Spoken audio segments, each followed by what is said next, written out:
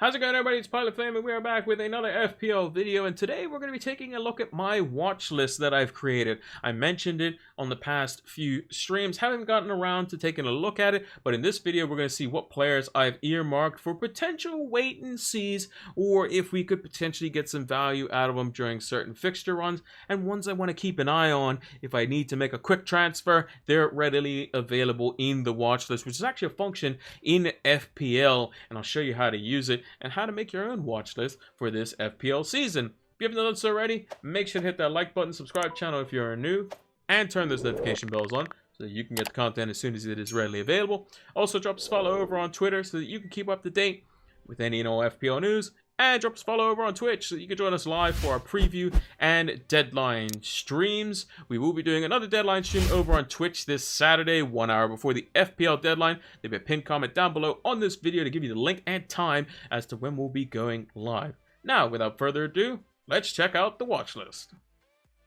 So these are the players that we currently have on our watch list. We're going to go through them. I have about 40 players. We're going to go through them fairly quickly, but just as reasonings as to why I have them on my watch list. I made this before the start of Game Week 1. I didn't have a chance to get to talk about it in the Game Week 2 preview, but I thought I'd do a video on it to see that you can look at some of the players that, you know, you might be potentially interested in. Players that I'm looking at, obviously, for potentially future purposes or future transfers, maybe in future wildcard as well. But it's a tool that not many FPL managers actually know about. Basically what you can do, so I'll take Cancelo as an example. If you're on a player's profile here, their page, you can click this add to watch list, and then there's a search function up in the top right under view where you can click watch list, and it will pick only the players in your watch list to search from, which makes it much easier to kind of filter players down when you're kind of picking between a couple. It makes it much easier, especially when it comes to transfers that are maybe last minute or unorganized. You can kind of see which players you were kind of looking at. Edouard Mendy, 7 points in the first game, clean sheet. Again, Chelsea, I think, will keep a lot of clean sheets this season. Again, one to monitor. He seemed to be the most popular goalkeeper initially. Then everyone kind of went off him for Ramsdale or any other goalkeeper as well, or even the 4 million goalkeepers. Ederson, again, just one to watch. Man City do keep a lot of clean sheets. And David Raya, probably the best 4.5 million goalkeeper. He did end up making 3 saves, which is quite important for him. He does make a lot of saves, is very low owned at the moment, and will have better fixtures from Game Week 3 onwards. You could potentially have him up until and including the just before the World Cup fixtures. He could be great there in that period of time for a very cheap price. Yes, we do have the 4 million goalkeepers, but Leicester's goalkeepers don't necessarily have the best fixtures right off the start. They're also inconsistent, and Leicester's defense isn't great either. And we don't know what we're going to get out of them over long term, whereas David Raya, we kind of do.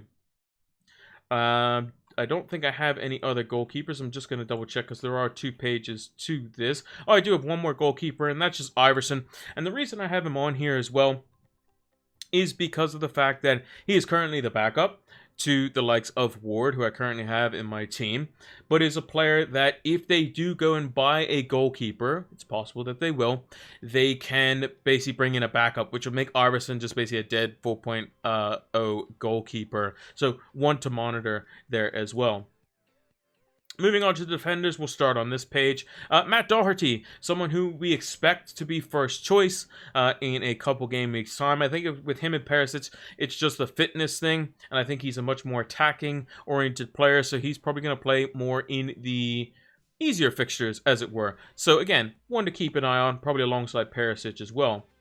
Marc Cucara is someone who could potentially be a mainstay at left wing back or left side at center back. He has the versatility much like Reece James. So these 2 guys are probably going to be the most played defenders that could potentially get us the most attacking points from Chelsea. And a 5 million could be a bargain. So one to watch out for. I definitely have him on my watch list. Nathan Ferguson, that's just kind of a bit of a nostalgia pick here. He could easily get in at right back because I think the fact that Palace just don't have any good right backs realistically, like Klein and Ward just aren't there. If Ferguson comes in, stays fit, is able to play minutes, he could be fantastic at 4 million like he was potentially going to be when he came in a couple seasons ago. And then lastly, Nico Williams, again, got himself booked, conceded 2 goals, didn't look great, got twisted and turned by St. Maximin. Really has to learn the kind of the tricks of the trade when dealing with those sorts of players. For 4 million, a lot of managers will have him, but Forest, if they just don't keep clean sheets, you know, there's going to be managers who will get rid of him, and then his price could drop below 4 million, which is not what you want, because I mean, you're not going to play him every week, but he's going to stick on your bench. But again, he is a very young fullback. Did get kind of it kind of looked like Forest as a team as a whole, realistically, was very championship level in a sense. They looked like they had just come from the championships. Again, one to monitor there. Our other defenders, Ben Chilwell got himself 9 points. Again, someone who was very good in my team last season as well, and someone who I'm definitely keeping an eye on. If he continues to start and Marcus Alonso does leave before the window, I think he could be another alternative for the Chelsea defense. And Chelsea's fixtures all the way up until the World Cup are pretty good. Their most difficult games coming in Game Week 8 and Game Week 2. But even then, fullbacks of his nature can get anything with their ability. Timothy Castagne got himself a goal as well off a corner, I might add, not from open play. 4.5 million. Him and James Justin definitely ones to keep an eye on. Only 1.7% owned. Maybe after Leicester's fixtures in Game Week 5, maybe Game Week 6 onwards, we could be looking to Castagne and Justin as kind of attacking fullbacks in there. And also Castagne can play off the left as well. When Brendan Rodgers does play a back four, he can play off the left, but with Pereira out, him and Justin will most likely play the fullback positions. Kieran Trippier, again, clean sheet, got himself a bonus point as well with no attacking returns. So again, he's going to be involved in a lot of set plays, going to be creating a lot of chances.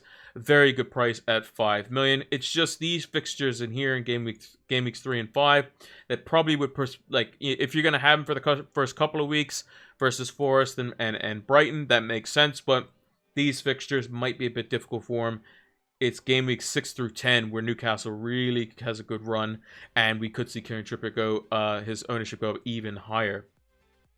Dunk and Lamptey. Dunk being the more kind of safe pick. Lamptey didn't start the season versus Man United. I'm not sure if Graham Potter's just kind of scared to play him because of his injury past or whatnot, but I think Lamptey could be a brilliant price if Brighton do get some attacking threat down that side with Tariq Lamptey. So again, ones to keep an eye on right now.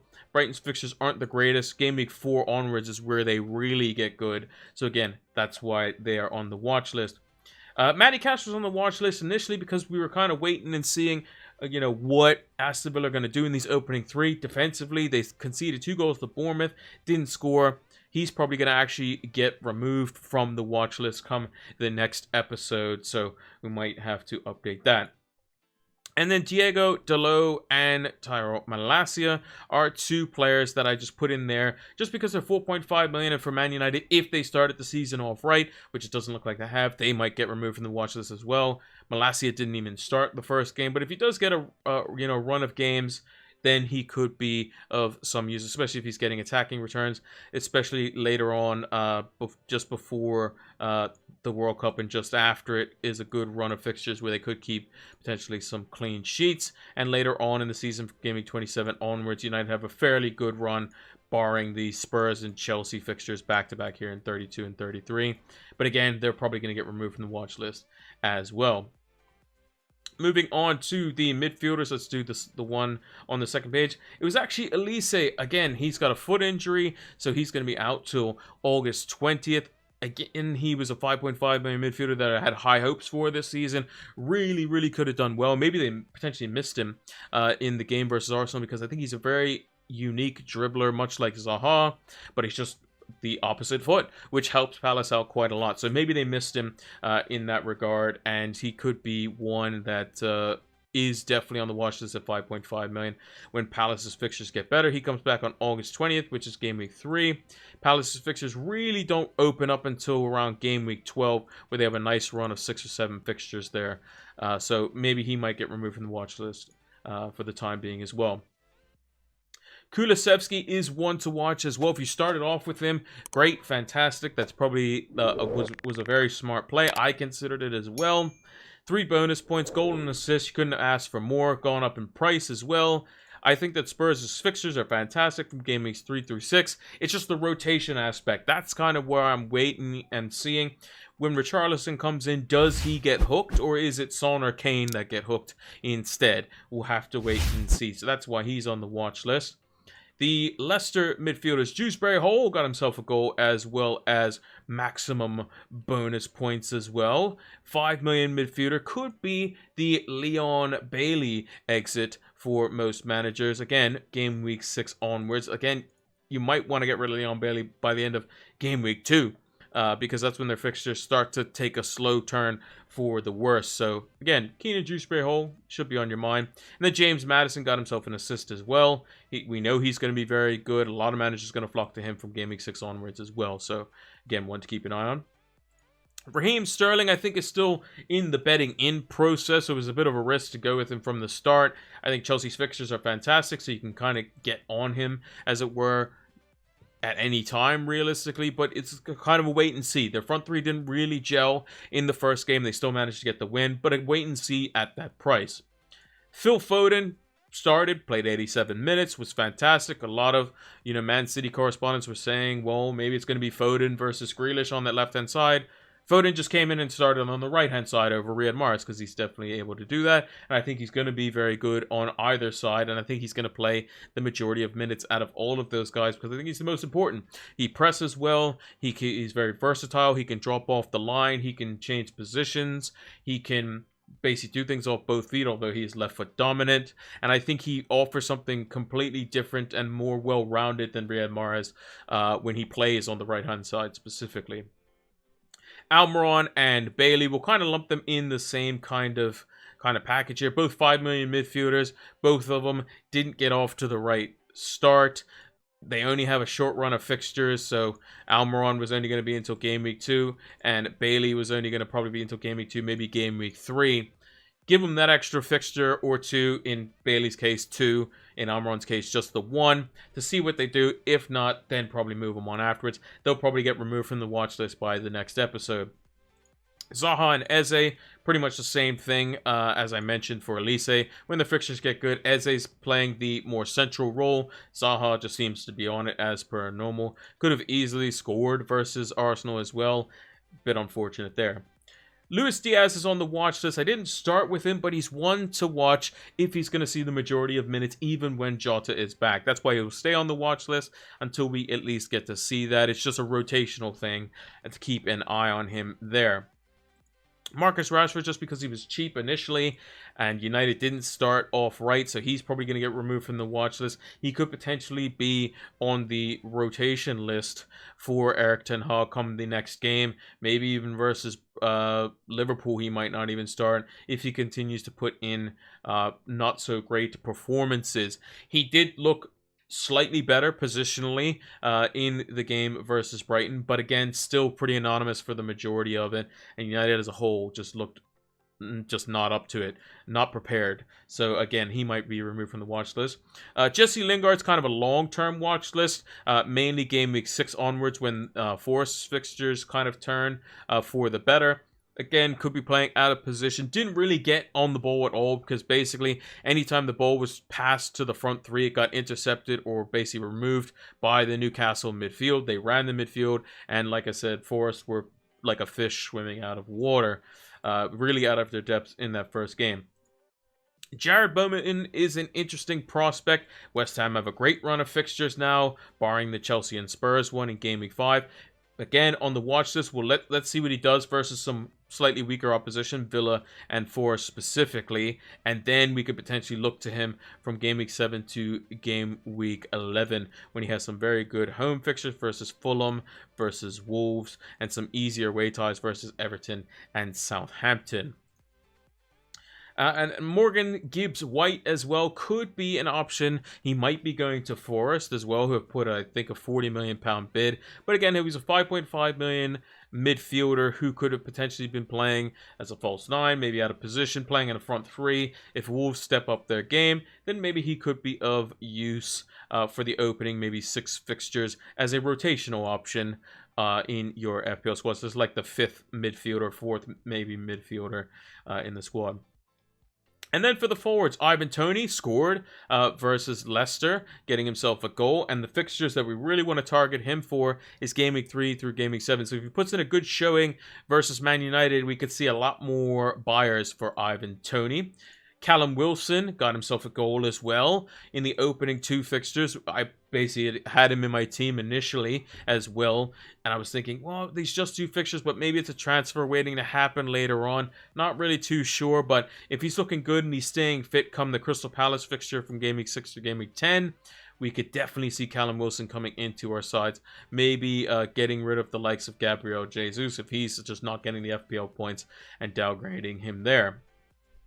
Another player we'll put in the mixer as well is Patrick Bamford. Again, Game Week 4 through Game Week 7 could be a good run of fixtures. If he looks good versus Southampton and decent enough versus Chelsea, maybe there could be some buyers for him. Just 1.5% owned a couple seasons ago. 194 points is fantastic for someone who came in at such a low price. 7.5 million might be a bit too steep, but if he returns to this form and stays fit, we could see a very, very nice FPL asset like Patrick Bamford was 2 seasons ago.